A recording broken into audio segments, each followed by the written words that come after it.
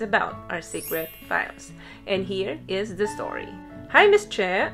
Good morning po. You can call me L na lang po. I am 27 years old and BSB or no boyfriend since birth. Medyo naging pihikan at conservative po kasi ako talaga noon. Nasa situation po na gusto ko nang umalis at naguguluhan. May kawork po ako, naging parang tatay ko, 50 years old. 4 years na po ako sa work at netong taon po, nagkasakit po ako at nag-offer siya ng massage. Since naging therapist naman po siya, so una, okay naman po. Sabi niya, ayun lang kasi ang kaya niyang gawin sa akin sa lahat ng help ko kasi ako ang laging takbuhan sa work. Minsan, tumatanggi po ako sa massage niya kasi feeling ko nahahawakan niya yung breast ko. Pero lagi naman niya sa akin sinasabi na walang mali siya. Pero di kasi ako komportable. Dumating sa point na pati breast ko minamassage na. At nung una, naiilang ako. Kasi lagi siyang may assurance na okay lang daw yon. At nagtiwala ako kasi leader din siya sa church at para yon sa health ko. Tapos nag-stop na ako talaga. Sinabi ko na hindi ko gusto. Pero lagi siyang nagkikwento na parang anak na daw ang turing niya sa akin. Kaya sana wag ganun ang isipin ko sa kanya. After ko magpa-stop, magpa-massage, sabi niya kahit sa daliri na lang sa paa. Dahil may mga points daw doon na kailangan i-massage. At pumayag naman ako kasi sa paa lang naman. Pero nagpaalam siya na unti-unti sa kamay at sa likod, sa hita. Sabi niya, kailangan at concern siya. So ako naman, para di niya isipin na baka minamasama ko ang ginagawa niya, nag-oo na lang ako. At inalis ko sa isipan ko na wala talagang mali siya or masamang isip. Last 2 months, Miss Che, pinassage niya akong whole body. Gabi na at sinabi niya na gusto niya akong halikan sa pempem ko. Pumayag ako at nadala ako ng sitwasyon. May asawa at anak na siya, Miss Che. After noon, di ko na siya kinausap. Pero hindi siya tumigil kasi humihingi siya ng sorry.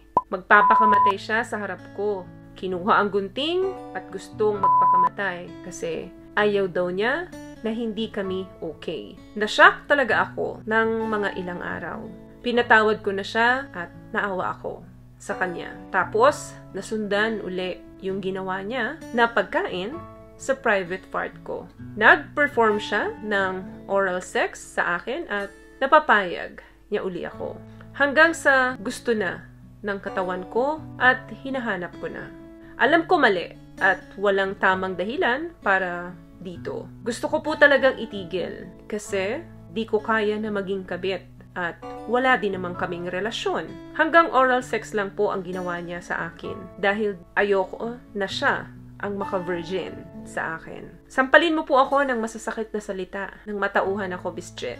Please, wala akong mahingian ng payo dahil nakakahiya ako at nakakadiri. Sana mapansin mo po itong message na ito. Salamat po. Okay, i-priority ko ang message mong ito dahil nararamdaman ko urgent. Gusto kitang isalba dito sa bagong yugto na nangyayari sa buhay mo. Pero kung ano man ang mabasa mo sa comment section na hindi maganda, wag mo na lang pansinin. Dahil may mga tao talagang mahuhusgahan ka. What I love about this product, itong No More Dark Secret ng K-Skin, bukod sa may advanced whitening na siya na kung saan pwede niyang matulungan na pumuti yung mga singit-singit mo, moisturizing, meron siyang anti-irritation, antibacterial, maintain healthy pH level. Hindi lang pambabae, meron din po tayong pang lalaki. Okay, ang nararamdaman mo ngayon ay libog ng katawan. Ito yung pakiramdam sa loob ng katawan mo na matagal mo nang itinago, na matagal mo nang pinigilan dahil alam mong importante ito sa iyo. Alam mong ito ang kabuuan ng pagkababae mo. Kaya nga iningatan mo ito sa loob ng 27 years, pinigilan mo ang sarili mo. Alam mong isa ito sa trophy mo. Proud ka dahil hindi lahat ng babae ay kayang umabot sa edad na 27 anyos para mapanatili na sila ay birhen. Kailangan ng katawan natin ito, pero dapat tamang tao ang pagbibigyan mo. Nangyari na ang nangyari. Wala na tayong magagawa dyan. Tao ka na may kahinaan. Pero kaya mong itama ito. Wag na wag mo nang hahayaan na mahawakan ka or makausap ka ng lalaking ito. Kinakailangan na ilayo mo ang sarili mo sa bagay na kahinaan mo. Ang kahinaan mong ito ay siya at ang mga salita niya. Kasi kung patuloy kang magpapauto sa lalaking ito, hindi mo maiiwasan na dumating ang pagkakataon na maulit pa ito hanggang hindi mo namamalayan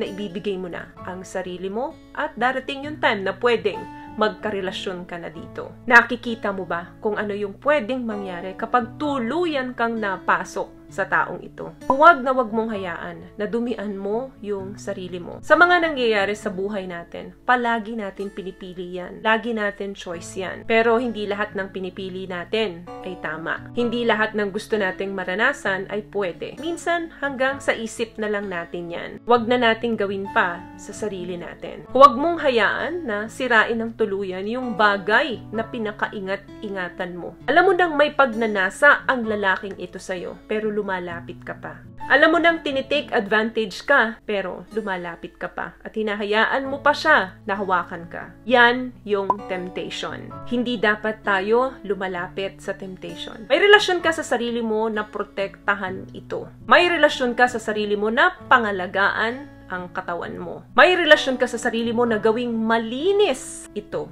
Huwag mong hahayaan na masira ang relasyon mo sa sarili mo. Kung gusto mong makipagrelasyon, maranasan ito, pumili ka ng tamang lalaki na hindi magbibigay ng sakit ng ulo sa'yo pagdating ng panahon. Dala-dala mo ang bagay na ito. Huwag mo nang dagdagan pa. Hindi lahat ng bagay na available at gusto mo ay pwede mong kunin. Huwag kang magpadala ng dahil lang sa tawag ng laman. Ang isang bagay na inumpisahan mo ng mali, magtatapos yan sa mali din. Ang isang bagay na inumpisahan mo ng marumi, sa marumi din yan magtatapos. Kaya wag mong hayaan madumihan ka pa sa mga susunod na pagkakataon. Mahalin mo. At wag na wag mong hahayaan na mawala ang respeto mo sa sarili mo.